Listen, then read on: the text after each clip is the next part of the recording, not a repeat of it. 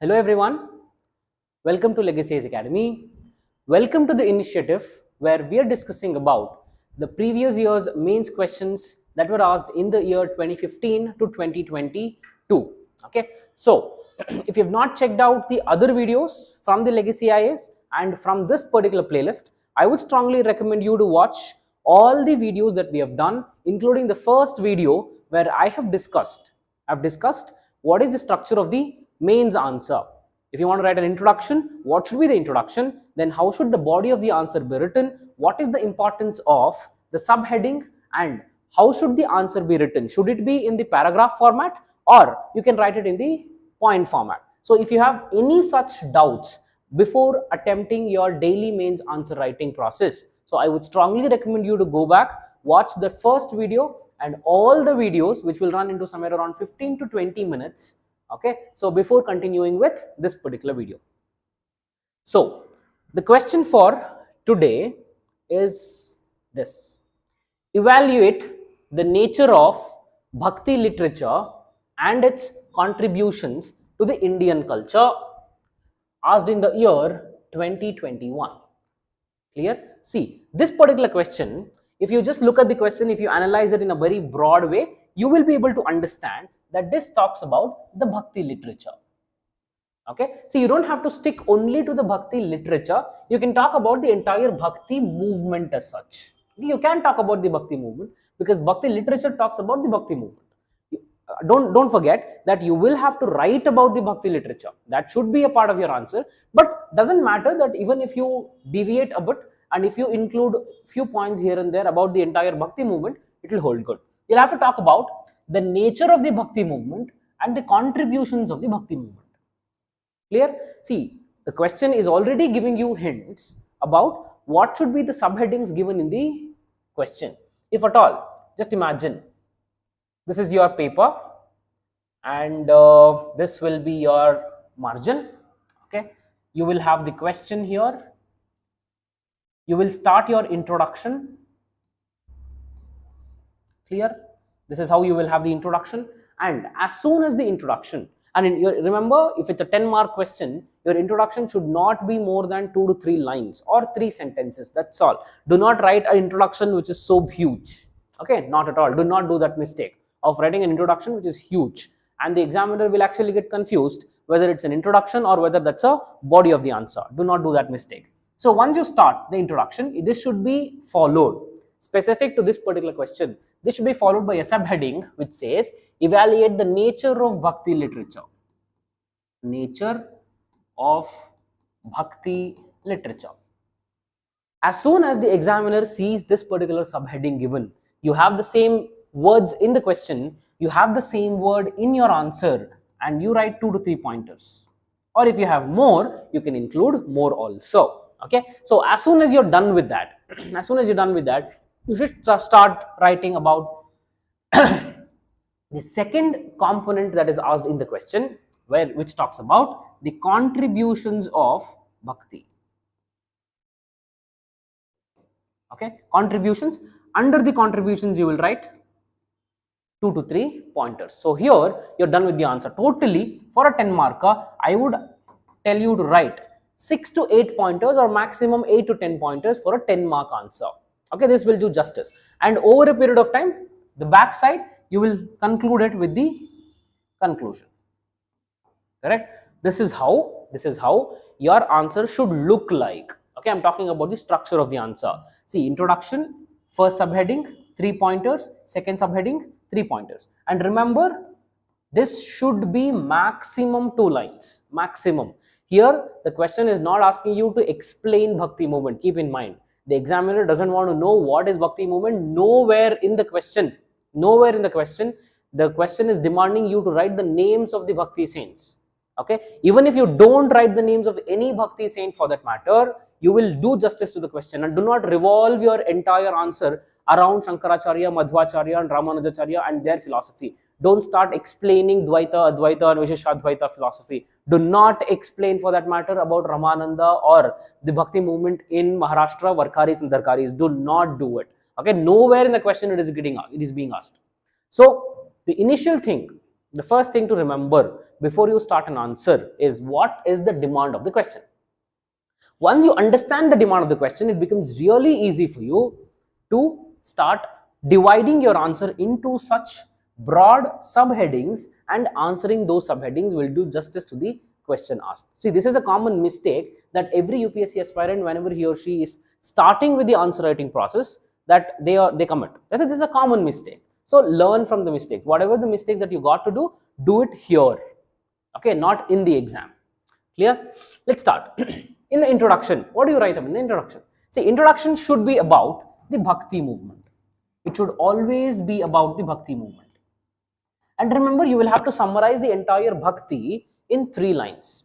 Okay, so what is Bhakti movement? You can write what is Bhakti movement and why did the Bhakti movement actually emerge. You can write what is Bhakti. You can also write why did it emerge. See, why did it emerge? What happened in the ancient history with respect to the religious philosophy is that post Guptas, okay, we are talking about the 5th century, the middle of the 5th century we're talking about. So by this time, Guptas started declining, and Guptas were the ardent followers of Hinduism for that matter. So when the Guptas declined, so this decline of the Guptas who were following Hinduism was a vacuum for the next 300 to 400 years. So from 4th century to 8th century, there was a vacuum with respect to the religion.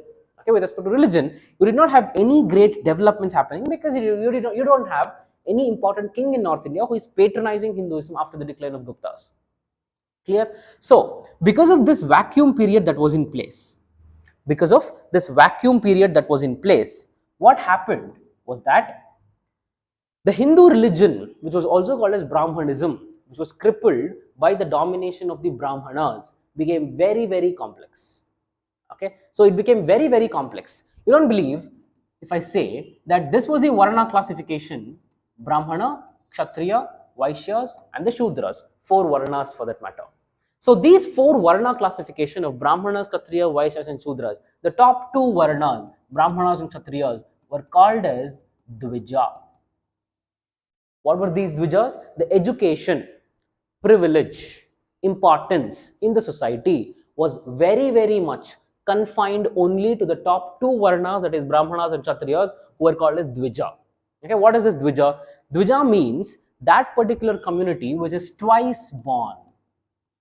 Okay, twice born communities are called as Dvijas. So the majority of the society, if you look at Vaishyas and the Shudras, they form the bottom of the pyramid. If you look at the quantity, if you look at the amount of population, you will always have, okay, if you look at the amount of the population of Brahmanas, Kshatriyas, Vaishyas, Shudras, the top 2 Varnas of Vaishyas and the Shudras will always be the majority of the society. That is the reason why they form the base of the pyramid. That is the reason why they form the base of the pyramid. When the majority sections of the society were deprived of the religious knowledge, see, any religion for that matter, the basic essence of any religion on the planet is to promote peace. Okay, any religion for that matter. The essence of the religion will be the well-being of people. So here, it will be to guide the do's and the don'ts, to tell people what is right and what is not right, to tell people what to do and what not to do. This will be the basic essence of any religion for that matter. So here, when the majority sections of the society of Vaishyas and Shudras are very much deprived from the religious messages of code of conduct, what is right and what is wrong, these people were very much ignorant. When the majority sections of the society are ignorant, that is when the domination of the Dvija community started. Because of this domination and the religious superiority that the Brahmanas and Kshatriyas enjoyed over a period of time from 4th century to 8th century, this domination was in the form of ritual complexity, first. Second, discrimination. Okay, ritual complexity in the sense the Brahmanas and Kshatriyas, they had their rituals, and these rituals were imposed on Vaishyas and Shudras, and these people started following this without a reason. Okay, without a reason, without knowing any rational reason behind why is this tradition being followed. Such rituals were being followed between 4th century and 8th century, and they believed, the majority of the society believed, okay, this complex rituals which are very elaborative, which requires a lot of money to be spent, which requires a lot of priests to come over. So such complexity in the religion was the only way to attain moksha. See, for any Hindu for that matter, attaining moksha is the ultimate aim. At the same time, if you ask a Hindu who is born, his ultimate aim is to get moksha. At the same time, if you ask a Buddhist who is born, what is his ultimate aim? His ultimate aim is to become Buddha, is to attain something called as nirvana, okay, extinction of all desires. For example, the same way with Jain, any Jain for that matter, his ultimate aim, once he is born, his ultimate aim will be to attain Kevala Gnana, that Mahavira said. So that way, for any Hindu for that matter, the attaining moksha is the ultimate aim. Okay, what is moksha? Getting rid of the cycle of birth and rebirth is called moksha. So how do you get moksha? In order to get moksha, you need to have very complex rituals. You should have money. You should call a lot of priests. You should conduct elaborate rituals. Okay, only then that is the way to attain moksha. This was the situation of the Hindu religion between 4th century and 8th century. This belief in the religion was very much challenged by three important people whom we call as the pillars of the Bhakti movement, starting with Shankaracharya, Madhvacharya, and Ramanujacharya.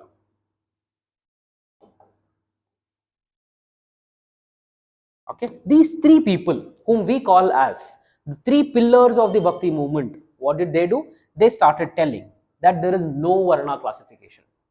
Do not believe in Varna classification. There is nothing called as Brahmana, Kshatriya, Vaishya, Shudra. Everybody are equal.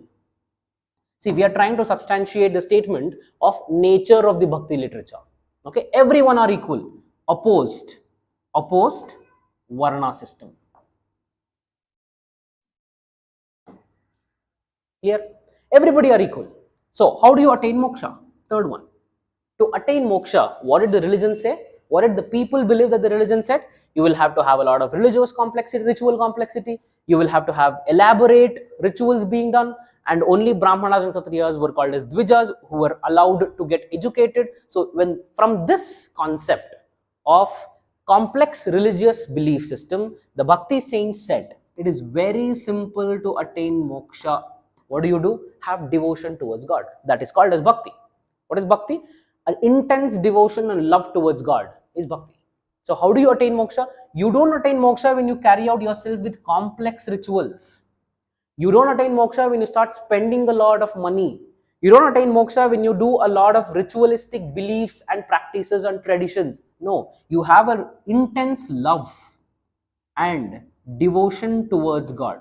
See, you don't have to spend anything to have love and devotion towards God. You don't have to spend money to do it. So have intense love and devotion towards God. Through these love and devotion towards God, you can attain moksha. So in order to have love and devotion towards God, you don't have to get any Sanskrit literature. You don't have to chant mantras. All you have to do is sit at one place, close your eyes, have that intense devotion in your mind and heart. Okay, so this was the philosophy of Bhakti and Sufi saints, and this is common to all these three Sufi saints. So it's Bhakti saints. This is very much common to all these three Bhakti saints: Shankaracharya, Madhvacharya, and Ramanujacharya for that matter. And finally, they said, such religious scriptures were initially written in the Sanskrit language, and Sanskrit was that particular language which was not actually being known, or people did not know how to write and read Sanskrit from an ancient time. After the post-Vedic period, we have this watertight compartment of the Varna system being in place from 500 BC I'm talking about. So from that particular time, the majority sections of the society, that is Vaishyas and Shudras, were very much deprived of education. Okay, the majority were deprived of the education. Though we will have the exceptions here and there, but the majority norm was that the lower sections of the society were very much deprived of the Sanskrit education for that matter. So the Bhakti saints, when they started propagating their ideas, what did they do? They took up vernacular languages. Vernacular languages in the sense regional languages. For example, Kannada, Tamil, Telugu, Malayalam, Marathi. So such vernacular languages, using those vernacular languages, they felt it's easy to propagate. It's easy to propagate the message of bhakti. Okay, so this is the entire bhakti system that stretched from 8th century, that is the birth of Shankaracharya, 8th century till the 16th century.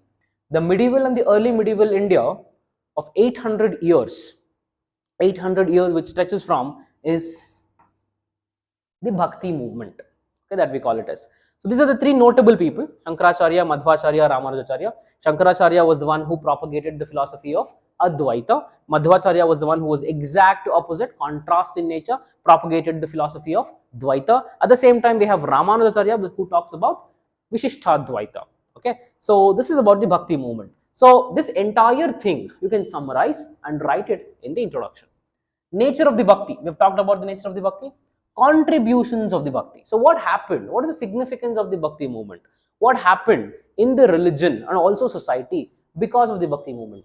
Tell me what happened. First thing that happened was that the watertight compartment of the Varna system was very much opposed, and the vernacular languages developed inquisity in the language. Okay, inclusiveness in the society emerged. The nature of the religion, the belief of people with respect to religion changed, because people before believed that you will have to conduct a lot of complex rituals to get moksha. Now people believed it's easy. You'll have to have an intense love towards God and devotion towards God to get moksha. Okay, so such changes happened with respect to the society and also religion. That is the reason why bhakti is not just a belief system that was there in the entire early medieval, on the medieval history, 8th century to the 16th century we're talking about. Bhakti created a huge social reformation. Okay, so that is the reason why bhakti movement is also described as Indian Renaissance. Indian Renaissance. And going forward, for a person called Rajaram Mohan Roy, who takes up the battle against the system of sati, okay, who comes out with the abolition of sati in the year 1829. So this bhakti movement and also such social change that happened was an inspiration. Clear? So this is something that you will have to have in your answer. And remember, you will have to have those key points. You will have to have those key points about the Varna system, about the language, about the complex rituals, and also about the watertight compartment, Varna being the watertight compartment. So if you have these 4 to 5 keywords in your answer, then probably you will be getting very good marks. So let's move to the second question. How will you explain the Indian temple architecture and sculptures represent the social life of those days? Okay, see, this is a question which is very much elaborative, very much elaborative. So here the question is not targeting any one particular phase. They're not talking about Mauryas, they're not talking about Guptas, they're not talking about the South Indian kingdoms. So here they talk about the entire Indian architecture and also the sculpture. Here you can also include the Buddhist architecture.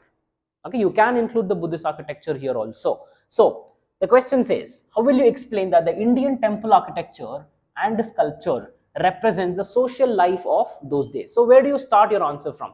You can very well start your answer from the IVC. Very well started from the IVC. So what do we have in the IVC? We have the seals in the IVC. We have found out 2 important seals in the IVC. Okay, so first of all, what is IVC? What is Indus Valley Civilization?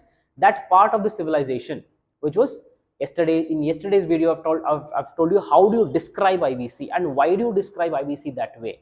IVC was the oldest, most largest, and the most urbanized civilization in the entire South Asia, for that matter. It was as large as 8 lakh square kilometer. IVC was so large. So from this time of the IVC, we have found out two seals. One seal was Pashupati seal. The second is unicorn seal. Pashupati seal and the unicorn seal, 2 important seals that we have found from IVC. So what does this describe? The Pashupati seal describes about the society, which means there was something called as Proto Shiva. If you look at the Pashupati seal, You will see a person sitting in a yogic position, and you might observe that that particular person is somewhere in the forest area. He's not in a plain land, he's not sitting inside the house. You can see some images of some animals there. You can see tiger, you can see lion, you can see elephant, you can see rhino, you can see buffalo. So such animals, bull, you can see, so such animals are also present with respect to around proto Shiva. Okay, so you have proto Shiva, which means some form of primitive belief system would have existed with IVC. They would have had some belief system with them. Okay, so unicorn seal. So unicorn might be a sacred animal, might be. That is the reason why such architecture and sculpture represent the social life of people. Clear? So you can just go one more step before. You can even talk about the Mesolithic cave paintings. Even that's a part of the architecture. Okay, so Mesolithic cave paintings, one thing that we have found at Bhimbetka in Madhya Pradesh, where we have the community hunting happening. Correct? We have the group hunting in place. We have the dancing activity that's happening. So all these can also be included, which shows about the social life of those days. Clear? So after seals, we have pottery. What does the pottery indicate? So about the social life, people wanted to decorate their houses, people wanted to decorate their spaces with the colorful pottery and different kinds of pottery. That is something that we can include. So from the IVC, we can move on to the Buddhism. So in Buddhism, we have talked about some of the symbols that are associated with Buddhism. For example, we have talked about lotus, we have talked about bull, we have talked about chakra. Okay, so we have talked about horse, we've also talked about footprint. Okay, I'll list them for you. First, starting from lotus or bull. Second, chakra. Third, horse. Fourth, footprint.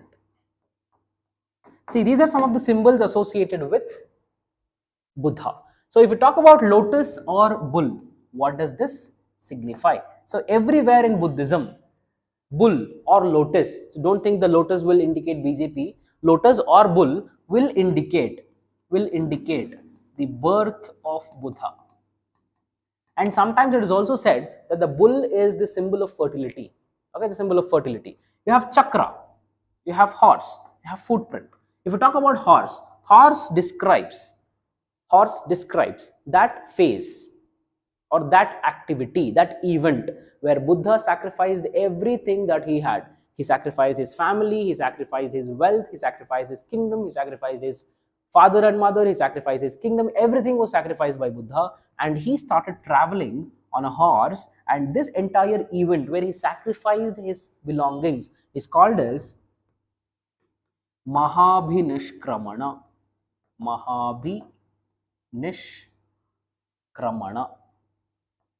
You would have heard about this term, Mahabhinishkramana. So after Mahabhinishkramana, when Buddha got enlightened, when Buddha got nirvana, so when Buddha got nirvana, he gave his first speech, first sermon as we call it as, that is called as Dharma Chakra Pravartana. And Dharma Chakra Pravartana, that event of the Buddha's first sermon is indicated by Charaka. And finally the footprint is Nirvana.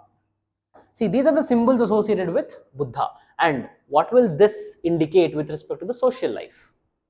People believed that bull and lotus are sacred, very much sacred. So all these, see, this is a time period where Buddhism had a school of Buddhism called as Hinayana school of Buddhism. The Mahayana school of Buddhism, where we talk about the Buddha as an image. Okay, Buddha got a human form. That was not present till here. That is the reason why these symbols were associated with Buddha and these symbols were worshipped. Clear? We don't have the Buddha's image being worshipped. So after talking about the Buddhism, we can talk about Buddhist sculpture and the Buddhist pillars. In some of the Buddhist pillars, the Ashokan pillars, you will have the image of bull, we have the image of lion, the pillar at Sarnath. Okay, so that is about the Buddhist sculpture and the Buddhist pillars. Jataka stories. Jataka stories talk about, for example, I'll just give you an example of two important Jataka stories that you would have heard about. One thing is that one Jataka story that we have at Bharut, okay, that is also called as Mahamaya's dream, where the Maya Devi, the mother of Buddha, is sleeping, and in her dream she's seeing a white elephant is entering her womb, and after this the Buddha is born, which means Buddha, before even the birth of Buddha, he was considered to be some sacred or a divine energy. So that is a Jataka story that we have found, that is Maya Devi's dream. Okay, so the second important thing that we found is that Bodhisattva deer. See, you would have heard about what is Bodhisattva. Bodhisattva is a selfless individual who helps the people from all the other 8 stages to attain the state of Buddha or Buddhahood, which is the 10th realm of Buddhism. So, Bodhisattva deer is the one which is telling to a hunter that do not kill me, I'll give you whatever you want. See, this might look or this might sound very much hypothetical and storytelling types, but you have such images being done during the Mauryas and the post-Mauryan period. Okay, so we can also talk about Gandhara, Mathura and the Amaravati style of architecture, where in Gandhara we have a lot of Hellenistic influence because of the present, the northwestern influence, and in the Mathura and Amaravati it is completely indigenous in nature. We can talk about the Dwarapalakas of South India and the North Indian temple architecture. In South India, mostly we have the river goddess, we have the Maithuna images as the Dwarapalakas, and also Yakshas and Yakshinis in South India. But in North India, it's more or less always, it is Yaksha or Yakshini. Okay, finally, the Stola sculpture, one important, unique, and also iconic Chola sculpture that we have is the dancing Nataraja. Okay, which is an entirely Chola empire was an empire which constructed a lot of Shiva temples down the line. So these are some of the points that they should be in your answer, where you can relate to the temple architecture or sculpture which represents the social life of people. Okay, so I hope you would have understood this, and if you've liked the video, hit the like button and also subscribe to the Legacy IAS Academy. Hit the bell icon for all the latest updates from the Legacy IAS Academy. If you've not checked out our playlist where we have talked about different optional subjects, we have talked about anthropology, we've talked about psychology, we've also talked about PSIR as your optional, and what are the things that you should consider before choosing these optionals, and also what are the main important things for the 2023 mains exam that you will have to consider before writing the exam. So check out all the videos on the Legacy IAS YouTube channel. Have a nice day. Thank you.